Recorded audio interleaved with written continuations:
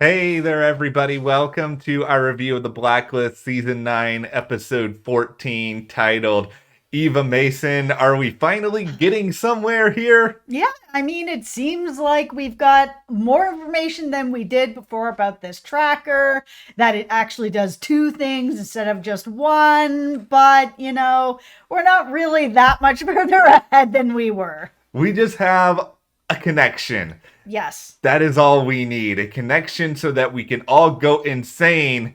That maybe Cooper's story and Reddington's story aren't that far off after all. Maybe. Andrew. Oh, Andrew. We have we ever been so obsessed about a character who means really so little and you can barely find anything on them on the internet? No, but it seems like he is going to have a major role to play here. Hey, the next new episode is titled Andrew. Andrew? Okay, yeah, there we go, everybody. Look how clever we are. No, all right, well, hit that subscribe button. We don't want you guys to miss any other Blacklist coverage coming up. And also follow us over on Instagram, Matt and Jess TV. Okay, so Andrew Kennison, we're just gonna start here by talking about this. So, okay, we know that the blackmailer for Cooper, he wanted this Andrew guy to be basically just plucked off the face of the earth, and that was one of the big things he was asking a couple of episodes back. And we know that he is attached to this tracker and the development of this tracker, which now we've learned is not only GPS, but it is also a medicine dispenser. And it seems that there was nothing that came back in any toxicology report of Liz having any medication in her system. So it seems like this device was just tracking her and they weren't using the medicine dispensary part. It really, I think, introduces this big mystery because, okay, we can fundamentally assume, just by the basis of what you just said, that, all right, whoever developed this probably did not develop this, Andrew, for the sole purpose of tracking Liz Keene the night of her death. It seems like that person, whoever implanted the tracker, ended up finding this via some sort of happy accident. This is getting kind of weird now because the fact that this tracker does two things. It tracks, but it also dispenses medicine, but they didn't need it to dispense any medicine. So why have they gone through so much trouble to get a tracker that has to be ingested by her? Why not just put a tracker on her, in her clothing, in a piece of jewelry, like somewhere else? Yes, it can be taken off. That's fine. But is there no other ingestible types of trackers or trackers that could be put into like her neck or something that don't also have this ability to dispense medicine? It's kind of like we've been sent on this track of, oh, it does two things, but it wasn't doing anything to Liz. And it's kind of like, okay, well then what's the purpose of this? Here's where I am with everything. I feel like the Blacklist Season 9 is just starting to be the complete weird season, where everything is just weird, sometimes for the sake of being weird. And I also kind of wonder with all of this, were the writers just trying to find some sort of way to shoehorn the Reddington story together with the Cooper story, and they sort of decided, okay, this Andrew Kennison can be the way to do that, but, the twist in doing all this is that unless this blackmailer has something that they want to do with Andrew that's tied to that medical part of the tracker, there's no real need for that medicine part to really even be existing here at all. No, but I will say that Andrew is now a connection to these two stories. And I will say that you mentioned that these two stories are probably connected since the get-go of this. So I'm just giving you your flowers here because I was thinking that they probably weren't. I thought maybe Panabaker was going to be behind the Cooper thing like you thought. Marvin over here behind the Reddington thing. But now I'm kind of like, now, who would be behind both of these things? After this episode, I'm feeling less and less and less that it's Panabaker. See, this is why you can give me my flowers for that one thing, because this other thing with Panabaker, you're going to take all those flowers away and throw them in the dumpster, because I don't think it's her either now. It was really weird, because when we first saw Cooper and Panabaker this season, like, it was beyond salty. Like, it was like fire was shooting out of her. And throughout this episode, nothing. And I understand that things are going on that are much bigger than that. But if she really had like such a problem with Cooper, then like, wouldn't she just not be around him or the task force like at all? Or just be like, I'm not speaking to him. I will only speak to you, wrestler. I will only speak to Aram, or even only speak to Reddington. But she was just talking to him like, hey. Yeah, it's the weird season, everyone. I really don't have another explanation, because I was thinking that same exact thing with her. And, you know, Panda Baker seemed fine with Cooper in this episode. Yeah. That didn't seem to be an issue.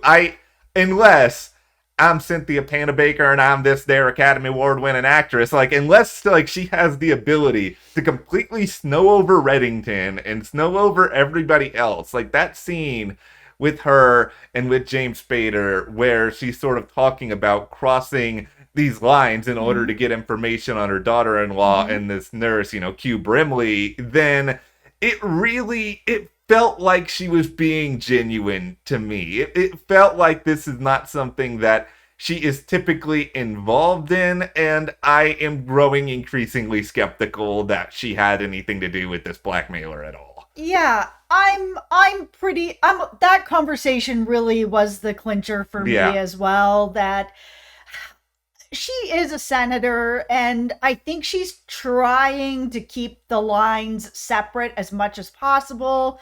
I just, obviously, with it being her daughter-in-law, her grandchild, like her family, she's willing to cross a line for that. But I think crossing the line to have a blackmailer on Cooper to set him up for a murder, why? What's the purpose? There's not enough of a purpose for me. And that's always sort of been my sticking point with it, is sort of like, what is the purpose? And the only thing I'd been holding on to was that initial meeting where we saw them together and she was basically like, I hate you. And I was kind of like, why? It was such a bizarre move to make her a senator if she didn't have some sort of like larger role or nefarious purpose. And that's why I kept clinging to that conversation too, because she had a position within the FBI where they could sort of use her on almost any given episode. And now the writers are in a position where they had to sort of make up this storyline with the daughter-in-law in order to bring Panda Baker back. And I had kind of hoped that, all right, everything that's going on with Cooper, this mysterious past, like this is going to be the justification. But now that, you know, this case in Eva Mason is done, it's like, when are you going to bring Panda Baker back at this point? Like, what other purpose is it if she's not actually involved in this stuff? They had a perfect way to use Panda Baker if they hadn't decided to go in this I hate you kind of feeling. Is this could have been something that Cooper was working with Panda Baker on, to be like, somebody's setting me up. Can you maybe help me with some of your influence, instead of this cop that he's working with? That it's just kind of like, this duo would have made me so much more excited. I would have loved that. Like, you know, why didn't they think of that? Because Panda Baker, like, she gets very irascible at times, and she can be a little bit ornery. And I just think having her and Cooper be that sort of dynamic duo, like, that would have been really, really entertaining. And now we're just all completely in the wilderness here, except for, you know, your Marvin theory, which I still think is very, very fun from like the Liz standpoint. Yeah, but makes no sense on the Cooper standpoint. That's why I thought that they must be separated. But now this Andrew has thrown a wrench into everything. It really has, because it's like, okay, whoever is behind or at least a part of all this plan, they would have to have some sort of knowledge of like the prototype medical device industry, and it feels like, other than like this dude in Boston who Reddington and Ouija went to, it doesn't feel like that many people were aware of even like the mere existence of this thing. Yeah. It really narrows down the possibility. I am hoping, knock on wood, weird season. I'm hoping that there is like a plan or an explanation that is coming over the next few weeks because we really, really need it. I feel like they've got to be bringing in some new big bad that's going to be happening. I'm starting to feel less and less like it's somebody who's involved with them already. Oh, a light has just... All right, here we go. It's not like we haven't talked about this before, but we're doing it again, everybody. You're welcome. Townsend is still alive. Okay, here's why I'm going here. What do we know about... And so is Tom Keene. That's right. The Tom Keene... And so is Liz. Everybody's still alive. It's actually, it's Ryan Eggold's character from New Amsterdam that's doing it, because he's a doctor. He would know about the medical device industry. No, it's... Okay, here's why I'm about to go... I know it, but listen, we had a good, stable video for a while. Listen, they had robots last week, so your theory's probably a little more stable than that. Don't worry, we're revisiting the robots in a minute here. But okay, no, see, we know that Townsend was taking a lot of medications. He was having a hard time sleeping. So Townsend was at least very aware of things in the medical community. And yes, I am stretching that taffy like nobody's business here, but at least you guys know. At least they all know, and there is at least some sort of connective tissue here, and people don't die in this world. There's somebody's always still alive. I'm just going to say that. No, it's true. It's true. But I mean, it's possible. Yeah. But like, if it's actually Townsend, we are so many episodes in. I know.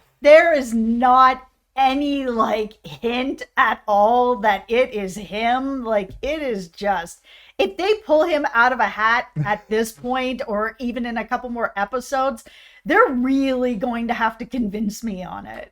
They're going to have to convince me too, even if I'm like shouting on a rooftop about it right now. But well, we're also this far into the video and we haven't talked about James Spader hugging and singing a baby. Is so cute. Oh my God. That was my favorite part of this whole episode. Well, Poor Herbie. Like, this guy, I kind of love the setup here that, that Reddington thought there was, like, something super nefarious going on here. This guy, it just turns out he's just got a baby and he doesn't know how to take care of it properly. 36 hours is a long time. My mother told me that she was in labor with me for 36 hours, so I can imagine screaming baby for 36 hours, but it's always such a treat to have James Spader doing something that's, especially on this show, because he's playing Reddington, who's such a tough character, right? So whenever we do get to see this more, softer side and hugging the baby, it was just so beautiful.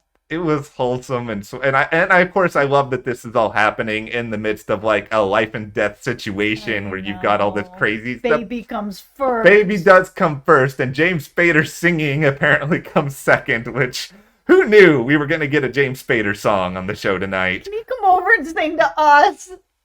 Oh boy. This is where we are in the video gone now. From Townsend is still alive to James Spader, you need to come over and sing to us. Okay, we will move on from that to my other favorite part of the episode. See, really, I'm just trying to avoid the Blacklister story for as long as I can here, but rats. Okay, where do we stand on rats being the device by Brimley here versus camel or versus goat? Yeah, it's high up there on the list. I mean, we've seen that on other shows as well. Okay, yeah, I love Brimley. I'm glad Brimley was back, but okay, we've waited long enough on this. I really didn't care for the Blacklister storyline in this episode at all, and I am about to say something extremely controversial that will probably make you want to walk out of this video. No! I would have rather had the robots again, and see, the reason why I say this... You really did circle back around. I said it was coming. You said it was coming. See, the thing is, was the robot story bad? Yes, but it was so bad, it was kind of fun. And I understand, we even titled the video to the Blacklist Jump the Shark last week. I understand that fully. But it did. Even if it did, it was at least weird, and this story just bummed me out. Like, the only thing that I kind of felt while watching everything with these mothers and the children, I was just depressed. I would rather just be, like, rolling my eyes and talking about how dumb something is than just being depressed. No, it was really sad. It was an extremely sad, heartbreaking Blacklister of the week. It was just, it was not my favorite. I would not rather have the robots, because that kind of just took me out of the show. And listen, I know that this show has had these sort of sci-fi, themes in the past. That robot one was just a bit much for me, but this one, it will be one that I will probably try to forget. The idea of, mothers making their children sick, and like, it's just, I didn't like it. No, I just... It's too dark. It's too dark, and there was too much of it. I feel like we had maybe about 30 minutes of this episode devoted to that, and maybe like 10 on Reddington, and, the tracker and all that. Like, I would have preferred a few more minutes on the Reddington story. Maybe we could get a little Cooper blackmailer update in here as well. Or more on the wrestler. Yes. He has reached his 2 months. Congratulations to the fictional character who has got his 2 months. No, it was really nice to see. This task force has really been coming together the past couple episodes. We saw them all at Liz's grave after she had been, put back into the ground, and all sort of having moments together. And the whole team had come together to help Wrestler because they thought that he was, going to relapse. And, the team has really come together. So here we are with the 2 months, and everybody's like, we wanted to celebrate, cake, bring in your sponsor. We just want you to know how proud we are of you. I was like, man, this team is really becoming a family.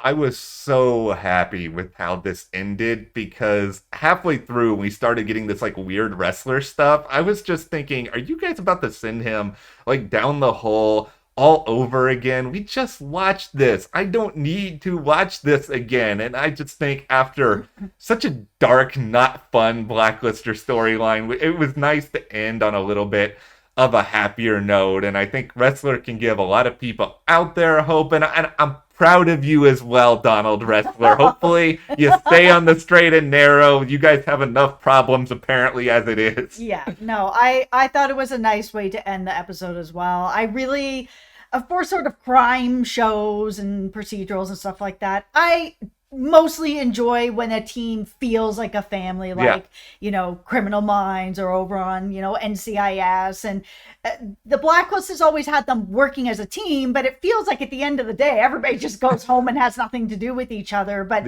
the past couple episodes have really started to feel like they are fusing together as more than that they're not just see you tomorrow, bye. It's just really heartwarming, and we all need that, and we need more reasons to be excited. And thankfully, thank you, Andrew Kennison. Yes! We got that, and we are going to preview that episode before too long. So if you hit that subscribe button, you can make sure you don't miss that. And also follow us on Instagram at Matt and Jess TV. Thank you guys for watching, to listening to all of these crazy theories. Downton is alive. And we will see you here next time.